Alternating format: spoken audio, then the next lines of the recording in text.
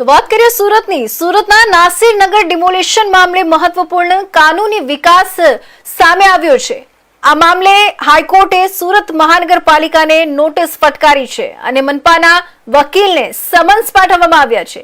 સુરતના નાસિરનગર વિસ્તારમાં થયેલી ડિમોલિશન કાર્યવાહીને લઈને હાઈકોર્ટમાં ચાલી રહેલા મામલે આજે મહત્વપૂર્ણ કાર્યવાહી હાથ ધરવામાં આવી હતી.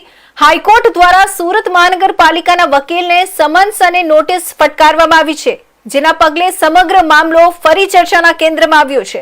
કોર્ટ દ્વારા નોટિસ જારી કરાતા હવે સુરત મહાનગરપાલિકાએ પોતાના પક્ષની રજૂઆત કરવાની રહેશે. આગામી સુનાવણી દરમિયાન મહાનગરપાલિકા તરફથી જવાબ રજૂ કરવામાં આવે તેવી શક્યતા છે. કાનૂની નિષ્ણાંતોના મતે હાઈકોર્ટ દ્વારા નોટિસ આપવામાં આવ્યા બાદ કેસની હકીકતો અને રજૂઆતોના આધારે આગામી દિવસોમાં વધુ કાર્યવાહી થઈ શકે છે. હાલ સમગ્ર મામલે સ્થાનિકો અને સંબંધિત પક્ષોની નજર હવે હાઈકોર્ટની આગામી સુનાવણી પર મંડાઈ છે. એન્ડિંગમાં આજે કઈ ખાસ કઈ નહીં.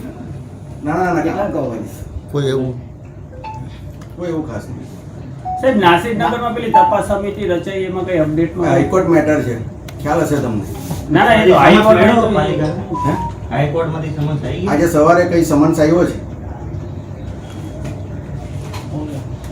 કોને સમન્સ આવ્યો છે આમાં? કોને આવ્યો છે સમન્સ? એ તો ત્યાં વકીલને સમન્સ આપણે એટલે એસએમસી ના વકીલ એસએમસીના વકીલને નોટિસ મળી હશે એટલે તેની જાણ કરી છે.